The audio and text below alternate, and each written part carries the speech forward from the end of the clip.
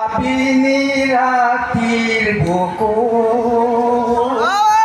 দেখা পালো তোমাৰ ছবি হৰা দিলা গোপনে আহি হিয়াৰ কোন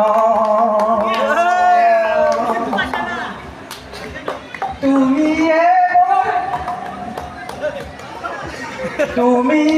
মোৰ মুখান মুখৰ নিয়ৰৰে চেঁচা